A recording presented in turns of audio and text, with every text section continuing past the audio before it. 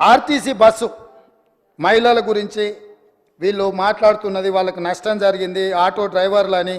ఒక ఆయన ఆటో రాముడు కృష్ణానగర్లో మొత్తం సినిమాకి సంబంధించిన వాళ్ళే ఉంటారు. సురభి నాటకాలు వేసేవాళ్ళు, సినిమాలో చిత్రసీమలో ఎక్స్ట్రా క్యారెక్టర్స్ అంటారు, ఏమంటారు వాళ్ళను? ఎక్స్ట్రా అంటే ఎక్స్ట్రా ఆర్టిస్టులు అంటే ఏమంటారు? జూనియర్ ఆర్టిస్టులు కృష్ణానగర్లు ఉంటారు.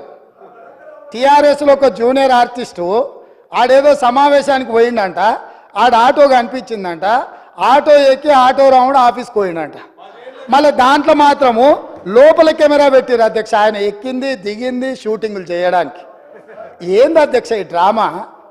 ఏంది డ్రామా? ఏంది ఇది? మేము ఈ తెలంగాణ సమాజంలో ఉన్న ఆడబిడ్డల్ని హక్కున చేర్చుకోవాలన్న ఆలోచనతోని, ఒక మంచి ఆలోచనతోటి ఆర్టీసీ బస్సుల్లో ఆడబిడ్డలకు మేము ఉచిత ప్రయాణం కల్పించినాం.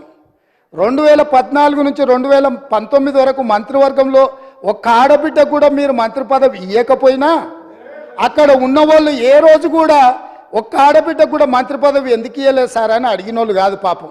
ఎందుకంటే అడిగేంత సాహసం చేస్తే వాళ్ళకి ఆ ఉండే ఉద్యోగం కూడా ఉండదన్న సంగతి వాళ్ళకి తెలుసు. కాబట్టి వాళ్ళు మంత్రి పదవులు ఇవ్వకపోయినా కోట్లాది మంది ఆడబిడ్డలకు మా పొన్నం ప్రభాకర్ గారు మేము మొదలుపెట్టిన బస్సు ప్రయాణాన్ని టోటల్గా ఆడబిడ్డలందరికీ కూడా చెప్పి ఉచితంగా బస్సు ప్రయాణం ఇస్తే దాదాపుగా అధ్యక్ష ఇప్పటి వరకు 15,21,00,000 ప్రయాణాలు ఆడబిడ్డలు ఉపయోగించుకున్నారు. 535.52 కోట్ల రూపాయలు ఇప్పటివరకు ప్రభుత్వం ఆడబిడ్డల కోసం ఖర్చు పెట్టింది అధ్యక్ష. ఒక మంచి పని చేసినప్పుడు అభినందించడానికి నోరు రాకపోయినా ఆ నిర్ణయాన్ని వ్యతిరేకించుకుంటూ నిరసన తెలుపుతూ ఒక ఆటోని తీసుకొచ్చి అక్కడ తగలబెట్టింది అధ్యక్ష. కిరాయి పైసలే వెళ్తలేవు, సంసారం నడుస్తలేదన్న ఆటో డ్రైవరు ఆటో తగలబెట్టిందంటే ఆటో తగలబెట్టడానికి ఎన్ని పైసలు కావాలి అధ్యక్ష? ఆటో రౌండ్ ఆటోలో ఎక్కి తిరిగిందంట, ఆయనకు ఇంకొక ఆయనకు ఆటో ఖర్చులు వెళ్ళదంట, ఆయన తీసుకొచ్చి ఆటో తగలబెట్టిండంట. ఏంది అధ్యక్ష ఇది? అసలు ఇది ఏమైనా తెలంగాణ సమాజానికి మనం ఏం సందేశం ఇవ్వదలుచుకున్నాము? ఇంకొక నటుడేమో 100 రూపాయలు పెట్టి పెట్రోల్ కొనుక్కుంటాడు, కానీ 10 పైసలు పెట్టి అగ్గిపెట్ట కొనుక్కోడు, అగ్గిపుల్ల దొరకదు. మన కవులకు కళాకారులకు తెలంగాణ నిలయమని మనందరికీ తెలుసు అధ్యక్ష. కానీ నటులకు కూడా కొదవ లేకుండా పోయింది. ఒక్క నటుని కూడా మెతుకుతే ఇద్దరిద్దరు నటులు దొరుకుతారు అధ్యక్ష, ఈ ప్రభుత్వం నడుపుతున్న విధానాన్ని చూడలేక. కాబట్టి ఇవాళ నేను ఒకటే సూచన చేస్తున్నా, అక్కడ ఉండే మా సోదరిమణులకు మా సోదరులకు ఒక మంచి నిర్ణయం తీసుకున్నాం మన ఆడబిడ్డల కోసము. దానివల్ల ఆదాయం కూడా పెరిగింది. నేను మీకు లెక్కలు చెప్పదలుచుకున్న ఎండోమెంట్స్ దేవాలయాలు సందర్శనలకు పోయి రాష్ట్రం యొక్క ఇన్కము ఏ విధంగా పెరిగిందో కూడా మన వాళ్ళకి నేను లెక్కలు చెప్పదలుచుకున్నా అధ్యక్ష. ఆడబిడ్డలు బస్సు ప్రయాణాన్ని ఉపయోగించుకొని ఎక్కువ దైవ దర్శనాలు చేసుకోవడం వల్ల దేవాదాయ శాఖ యొక్క ఆదాయము నవంబర్లో, అంటే ఉచిత బస్సు ప్రయాణం లేనప్పుడు దేవాదాయ శాఖ ఆదాయము 49.28 కోట్ల అధ్యక్ష.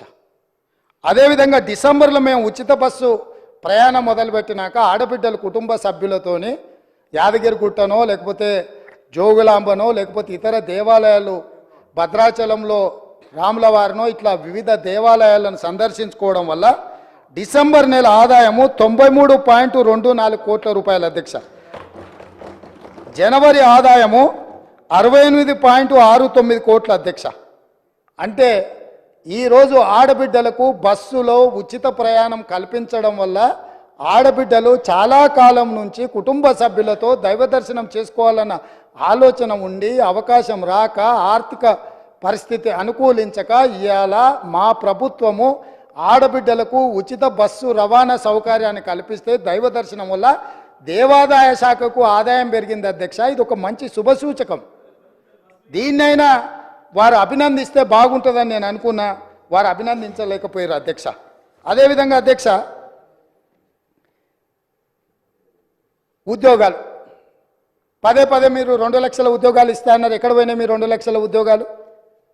అసలు తెల్లారనన్న తెల్లారే వెళ్ళాలి కదా అధ్యక్ష. మీ ఉద్యోగాలు పోయిన దుఃఖంలో మీరున్నారేమో కానీ నిరుద్యోగ యువకులు ఆ దుఃఖంలో లేరు అధ్యక్ష. ఉద్యోగ అవకాశాలు కల్పించాలంటే దానికి ఒక ప్రాసెస్ ఉంటుంది అధ్యక్ష, ఒక విధానం ఉంటుంది.